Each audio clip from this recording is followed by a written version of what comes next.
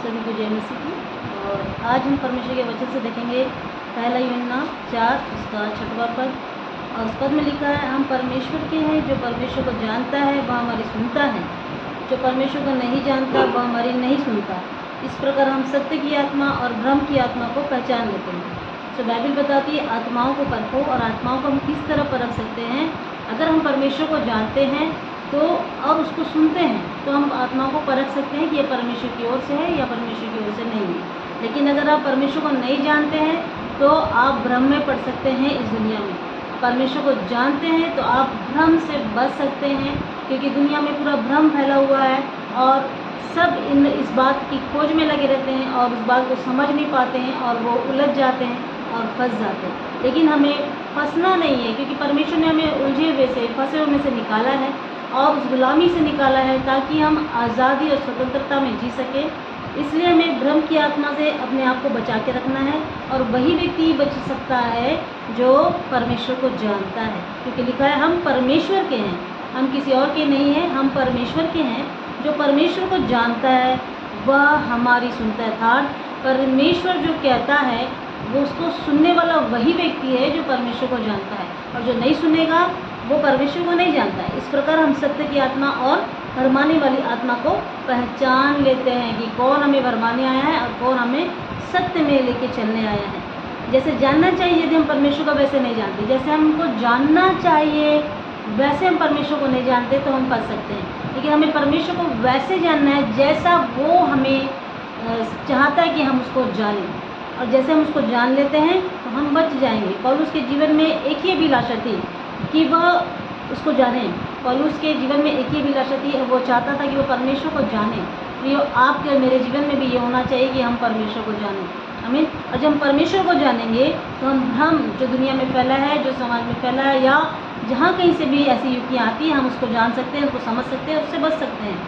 वैसे ही फिलिपियों 3:10 में लिखा है, यीशु ने कहा, क्या तुम इस कारण से भूल में नहीं पड़े हो कि तुम ना तो पवित्र शास्त्र ही को जानते हो और ना ही परमेश्वर की सामर्थ्य को। यीशु क्या कह रहे हैं? यीशु ये कह रहे हैं कि तुम इस कारण से भूल में नहीं पड़े हो कि तुम ना तो पवित्र शास्त्र की बातों को जानते हो, ना पवित्र शास्त्र ही को जानते हो और ना ही परमेश्वर की सामर्थ्य को। हम परमेश्वर के नहीं जानेंगे तो हम उसकी सामर्थ्य को भी नहीं जान सकते।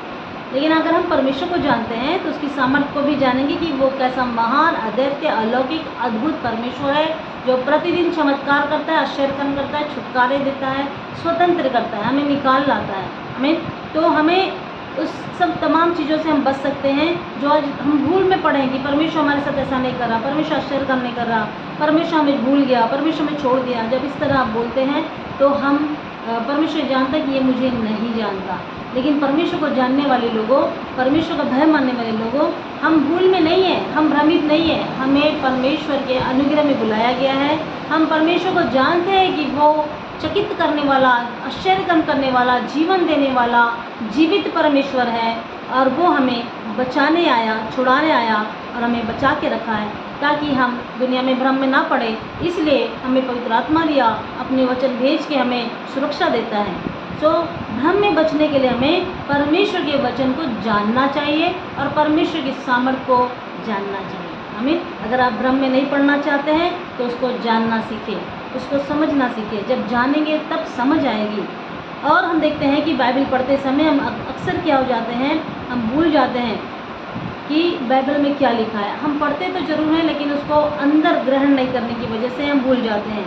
तो क्या करते हैं, हम कहते हैं कि परमेश्वर हमारे विषय में क्या कहता है। बाइबल अगर आप पढ़ते हैं तो आपको समझ में आता होगा कि परमेश्वर आपके बारे में क्या कह रहा है। क्योंकि हम जब बाइबल पढ़ते हैं बहुत सी गवाहियाँ सुनते हैं। लोग क्या कहते हैं, मैंने आज बाइबल पढ़ा और बाइबल ने मुझसे बात किया, पवित्र शास्त्र ने मुझसे बात किया, परमेश्वर ने मुझसे बात किया। अर्थात जब हम बाइबल पढ़ते हैं तो परमेश्वर हमसे बातचीत करता है। जब भी हम बाइबल पढ़ते हैं तो हमें ये जानकारी होना चाहिए कि परमेश्वर मुझसे क्या कह रहा है। बाइबल ऐसे नहीं पढ़ना है जैसे सामान्य किताबें पढ़ते हैं, जानकारी के लिए पढ़ते हैं, ज्ञान के लिए पढ़ते हैं। नहीं, बाइबल इसलिए पढ़ना है क्योंकि वो परमेश्वर की आत्मा से रची हुई है और वो हमारे लिए है, हमसे बातचीत कर रही है, हमें सिखा रही है, हमें बता रही है कि हमें क्या करना चाहिए।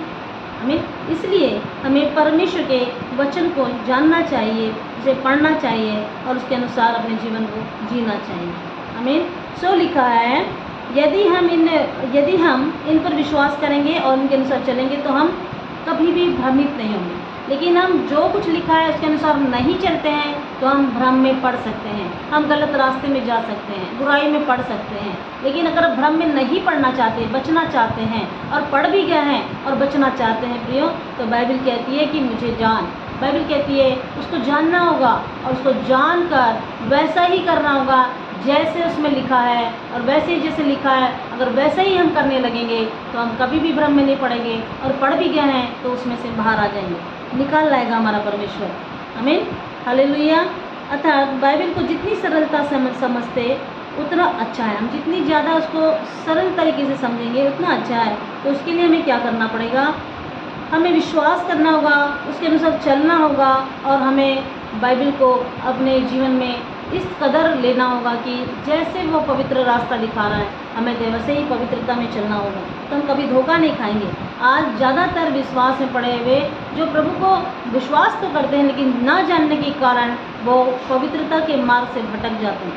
हमें पवित्रता में चलना होगा और कभी धोखा नहीं खाएंगे। अगर हम उसके मार्ग में चलेंगे तो उस मार्ग पर जो चलेगा, चाहे वो कितना कुछ भी ना जानता हो, लेकिन वो विश्वास से अगर उस मार्ग में चल रहा है तो परमेश्वर, वो लिखा है सीधों का परमेश्वर, वो सीधे लोगों को मार्ग देता है और उस मार्ग में चलाता है। अगर वो गिर भी जाए, फंस भी जाए तो उसे निकाल लाता है। इसलिए प्रियो, हमें चाहे वो कुछ भी ना जानता हो लेकिन वो विश्वास से उस मार्ग में चल रहा है तो वो भटकेगा नहीं, वो धोखा नहीं खाएगा, क्योंकि परमेश्वर उसको बचा लेगा।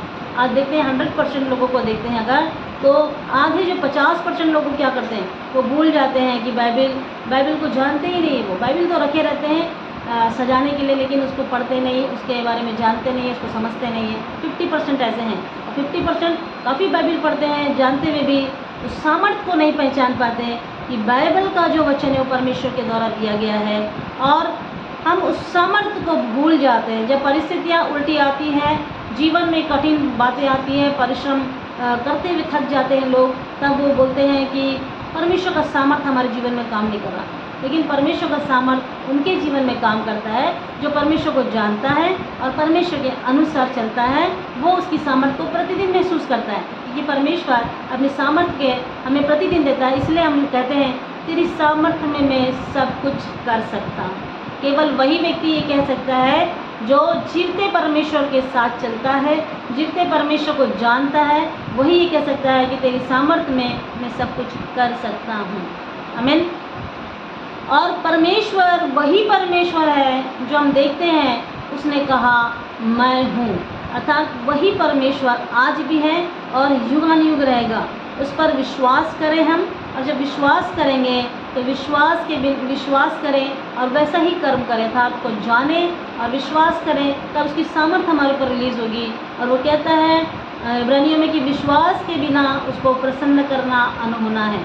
जब हम विश्वास करते हैं और कर्म करते हैं तो अर्थात प्रार्थना करते हैं, विश्वास करते हैं और प्रार्थना करते हैं तो हम उसको प्रसन्न करते हैं। लेकिन बिना विश्वास के उसको प्रसन्न करना अनहोना है। केवल प्रार्थना कर रहे हैं, विश्वास नहीं कर रहे हैं, हाँ केवल विश्वास कर रहे हैं लेकिन प्रार्थना नहीं कर रहे हैं, तो वह हम अपने परमेश्वर के अलौकिक सामर्थ्य को नहीं देख पाएंगे। लेकिन हम जब विश्वास करते हैं और प्रार्थना करते हैं तो हम परमेश्वर के अलौकिक सामर्थ्य को अपने जीवन में देखते हैं प्रियो, क्योंकि परमेश्वर के पास आने वाले को विश्वास करना चाहिए, ऐसा बाइबल कहती है।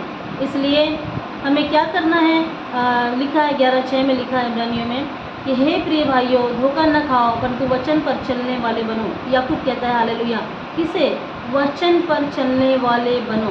जब हम वचन पर चलने वाले बनेंगे तो कभी भी धोखा नहीं खाएंगे, कभी भी नहीं गिरेंगे।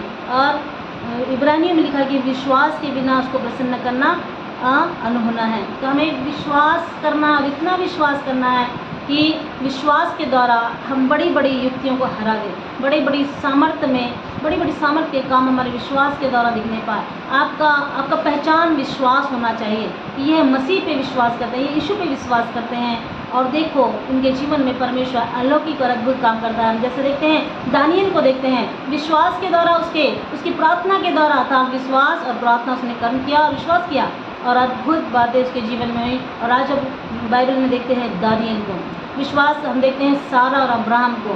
अब्राहम विश्वास का मूल पिता है। हम देखते हैं कि वो कैसे विश्वास में चला। तो इस रीति से प्रियो, जब हम विश्वास में चलते हैं तो हम परमेश्वर को प्रसन्न करते हैं और भ्रम करने वाली आत्मा से हम बच जाते हैं संसार में, और हम परमेश्वर को जानते हैं। परमेश्वर को जानने के कारण उसकी सामर्थ्य में हम चलने पाते हैं, क्योंकि परमेश्वर महान है। इसलिए प्रियो, धोखा ना खाओ, क्योंकि बाइबल कहती है धोखा ना खाओ परंतु वचन पर चलने वाले बनो। अगर वचन पर चलने वाले हैं तो आप कभी भी धोखा नहीं खाएंगे, लेकिन वचन के बिना हम धोखा ही धोखा में हैं, और वचन नहीं है जीवन में तो आप स्वयं धोखे में हैं। धोखे से बचने के लिए हमें एक ही काम करना होगा, हमें परमेश्वर के वचन को जानना होगा और उस वचन के अनुसार चलना होगा। जब हम वचन पर चलने वाले होंगे तो हम भ्रम की आत्मा से बच जाएंगे। आइए इस समय हम छोटी सी प्रार्थना करेंगे। प्रभु, आपका धन्यवाद करते हैं कि हमारे मध्य आपने पवित्र शास्त्र अद्भुत वचन को हमारे मध्य भेजा और आपका वचन हमें चंगा करता है।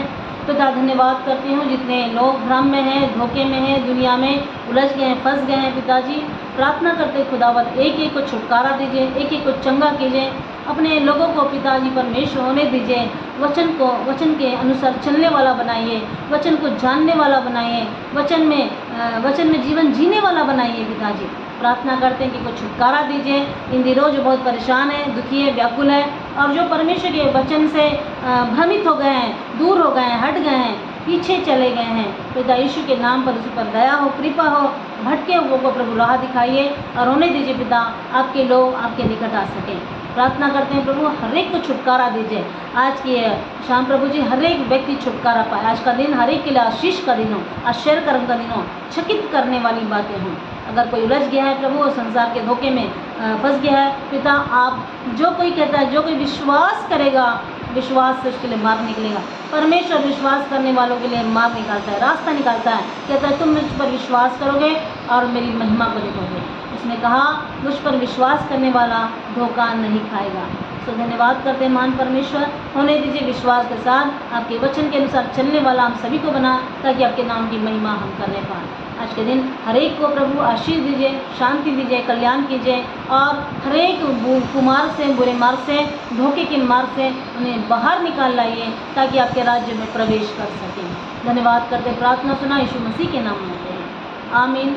फिर आमीन। सभी को जय।